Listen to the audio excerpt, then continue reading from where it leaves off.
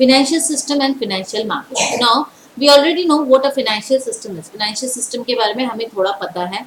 financial system क्या है? Actually the system that allows the transfer of fund from the surplus unit to the deficient unit. Means हमारे economy में दो sections है. एक section जिनके पास ज्यादा पैसा है, they are called the lender of the money, and one section who require money, that is the borrower of the money. हम लोग इकोनॉमिक्स में भी पढ़े हैं circular flow of money. There are two flow, means two sections in an economy. One is the household and the another is the industry or farm. Household जो है हम लोग पैसे कमाते हैं, पैसे कमा के एक्सपेंस करते हैं और एक्सपेंस करने के बाद जो बच जाता है दैट इज अवर सेविंग्स. तो मैं बोल सकती हूँ कि हम लोग सेविंग्स कर रहे हैं. So we are the lender और हमारे पास बहुत पैसे, we have a surplus amount of money. But हमारी मनी जो होती है बहुत कम होती है. पैसे हमारे पास, कोई 10,000 सेव कर रहा है, कोई 20,000 सेव कर रहा है, कोई लाख रुपए सेव कर रहा है.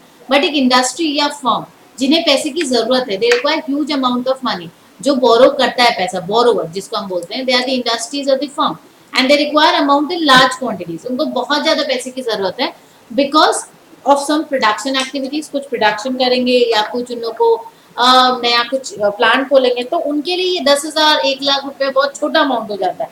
तो इसके लिए हम लोग से पैसे नहीं लेते हैं. मीन्स हम अगर उनको पैसे देंगे, मैं डायरेक्टली रिलायंस इंडस्ट्रीज को 10,000 रुपए जाकर मैं बोलूँ मेरी सेविंग से मैं आपकी कंपनी में लगाना चाहती हूँ, so will they take from me? No, there is nobody concern person मैं जिससे बात कर सकूं या जिसको पैसे दे सकूं. ऐसा नहीं होता because that is a public company. So इसके लिए एक मैकेनिज्म होने की जरूरत है जो हमारे पैसे को वहां तक पहुंचा सके. So that is our financial system. ये जो इंटरमीडिएशन करता है between the consumer section and to the house industry section, means household और इंडस्ट्रीज फर्म, ये दोनों सेक्शन के बीच में जो इंटरमीडिएशन करता है, they are the financial intermediary, जिसको हम लोग बिचौला भी बोलते हैं हिंदी में, जो ब्रोकर जैसे. So agents, financial brokers are there, financial agents are there. तो उसके हिसाब से ये एंटायर एक मैकेनिज्म है. तो मैं एक मीडिएटर को बोलती कि आप मेरे पैसे वहां पर दे दो, ऐसे मैं बोल सकती हूँ. बट इसके लिए एक मैकेनिज्म होने की जरूरत है. मीन्स यहाँ पे एक रेगुलेटर की जरूरत है. हम जो पैसे दे रहे हैं उससे मुझे क्या रिटर्न मिलेगा, what will be my rate of interest, everything is important. So that is why financial system is that mechanism that allows transfer of funds from surplus unit to the deficient unit. It channelizes fund from those who have savings to those who have more productive uses for them. 10,000 रुपए मैं रखूंगी अपने पास, saving करूंगी या साड़ी खरीदूंगी या सोने के गहने खरीदूंगी. बट मैं किसी कंपनी में अगर वो पैसे लगाती हूँ तो डेफिनेटली वो 10,000 का रिटर्न मुझे 15,000 देंगे. That means they have more productive uses of it. उस पैसे को उन लोग कोई प्रोडक्टिव यूज में लगाएंगे. Thus, they led to a more efficient allocation of resources and faster economic growth. So, हम जो financial system में हम अपने पैसे को लगा रहे हैं, that means हमारा जो resources है, that have been allocated in a more proper way, and that leads to faster economic growth. A financial system should allow reallocation of capital resources to the fast-growing sectors of the economy, so that the development of the economy is faster. There is a positive correlation between the well-developed financial system and the economic development. बहुत positive correlation है between a well-developed financial system. हम बोल सकते हैं जितना financial system well-developed रहेगा, country का economic development उतना ज़्यादा fast होगा, right? A financial system comprises of financial markets, financial assets, and financial intermediaries. The financial system lowers the cost of channelizing funds from the savers to the borrowers.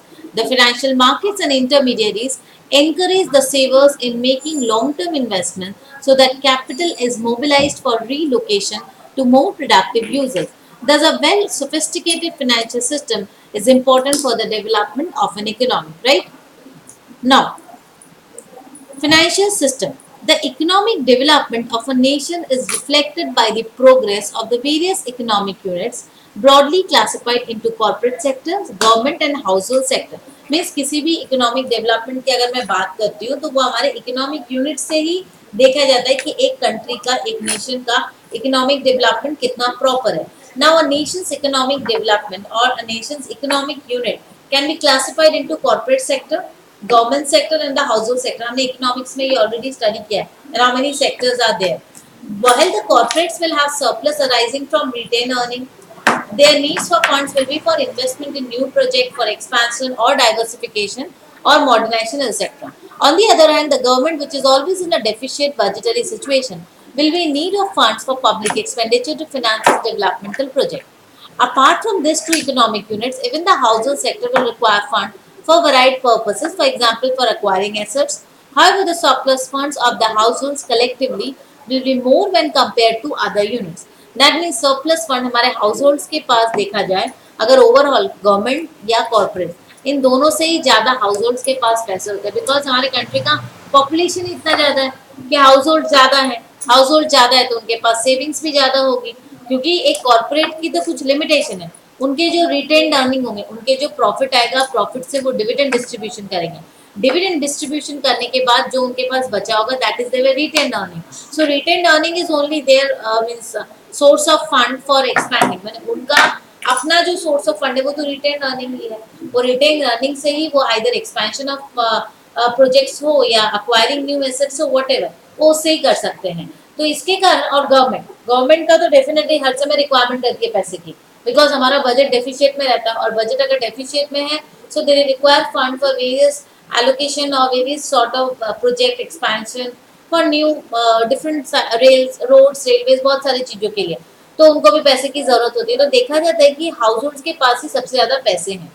Hence, it can be observed that at any given point of time there should be some units having idle funds and a few others which would be in needs of fund. The volume of fund required for the investment activities mere act now. Hence, it can be observed that at any given point of time there would be some units having idle funds and few others which would be in need of funds. Means simple सी बात है, किसी भी time में अगर हम लोग देखें तो कुछ यूनिट्स है जिनके पास फंड्स है और कुछ यूनिट्स है जिनको फंड की जरूरत है. The volume of funds required for the investment activity of the corporates and for the public expenditure of the government is very large when compared to the household requirement. Government और तुम्हारे corporates को उनको funds की requirement बहुत ज़्यादा होती है rather than the household. And if funds are not provided for this activities, it will hinder economic growth. अब अगर सपोज गवर्नमेंट को प्रॉपर पैसे अगर उनके पास ना हो तो they can resort to public borrowing, और अगर पब्लिक भी गवर्नमेंट बॉन्ड्स में इन्वेस्टमेंट ना करे तो क्या होगा, गवर्नमेंट इकोनॉमिक प्रोजेक्ट्स में ही तो पैसा लगा रही है, गवर्नमेंट तो अपने घर में पैसे नहीं लेके जाएंगे. Roads, railways, highways and there are different schools, colleges, बहुत सारी चीजें करती है. सो इससे क्या होगा, इकोनॉमिक ग्रोथ में बहुत ज्यादा इफेक्ट होगा. mere act of saving will however not guarantee an economic progress. इसका मतलब क्या है, जस्ट मैं सेव कर रही हूँ उससे हमारा इकोनॉमिक प्रोग्रेस होगा, ऐसा बिल्कुल नहीं है.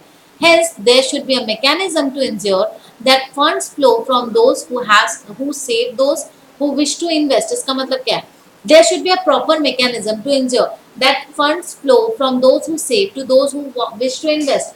मतलब मैं सेविंग्स कर रही हूँ तो जिसको इन्वेस्टमेंट करने की जरूरत है they can invest. मैं पैसे ऐसे करके मैं इस जगह पर लगा सकूं जहां वो प्रॉपर इन्वेस्टमेंट हो सके. Enabling such a transfer of funds from the savers to the borrowers is the functions of financial system.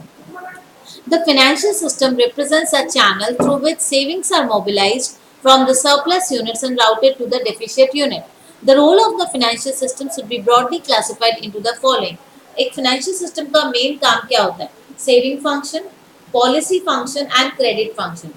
Savings में वी आर सेविंग, हमारा पैसा सेव कर रहे हैं. Mobilize savings in a way to provide a potentially profitable and low risk outlet. Means क्या है, banks का या फाइनेंशियल सिस्टम का काम क्या होता है, वो सारे लोगों का सेविंग्स को मोबिलाइज करते हैं, मींस खींच के ले जाते हैं एक जगह पर.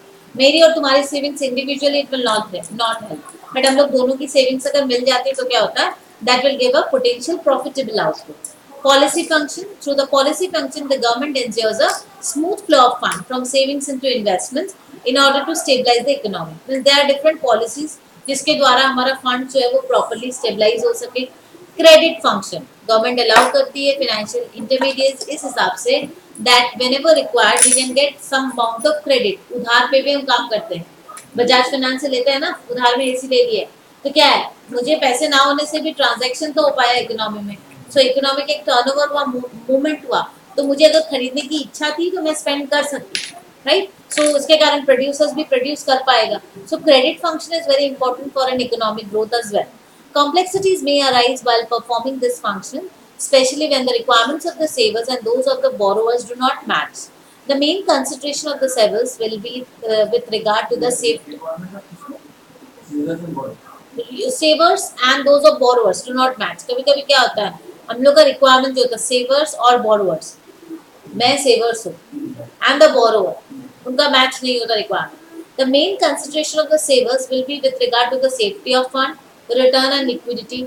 मैं पैसे सेव कर रही हूँ तो मेरा मेन कंसर्न क्या होगा, मेरा पैसे जहाँ सेव कर रही हूँ that should be in safe hand, safety रहनी चाहिए। रिटर्न्स, मुझे प्रॉपर एक रिटर्न तो मिले, एंड लिक्विडिटी, बस जब जरूरत है मैं पैसे को निकाल सके। On the other hand, the needs of the borrowers will be relatively diversified. Now borrowers जो हमसे पैसे ले रहे हैं, industries, firms, whatever, तो उनकी needs can be diversified, बहुत तरह की हो सकती है। Their concerns will relate to the term for which the funds are available and the cost of funds. This varied requirements of the savers and the investors will lead to a mismatched lending period may differ from the needs of the borrower. So there's a mismatch between the saver and borrower, like lending period. मैं 2 साल के लिए रखना चाहती हूँ और तुमको 5 साल के लिए लोन चाहिए। Similarly, the risk exposure and the corresponding returns may not suit the lender. The financial system requires to be developed in such a way so that it can match the requirements of the borrowers and the lender. That means financial system should be such that it matches the requirements of the borrowers and the lenders. मेरा और तुम्हारा requirement match होना चाहिए. This led to the evolution of the financial system, thereby widening its scope of operation. The constitution of the financial system is represented here. So, proper allocation of fund is essential for the transaction taking place in the financial system to have a developmental impact on the economy. हमारा fund का allocation properly होना चाहिए, and to enable proper allocation, various financial markets are being developed. Means financial system जो है वो properly work करे, इसके लिए ज़रूरी है कि allocation of resources should be efficient. अब allocation will be efficient if the financial market is properly developed. Now, what are the constituents of financial system?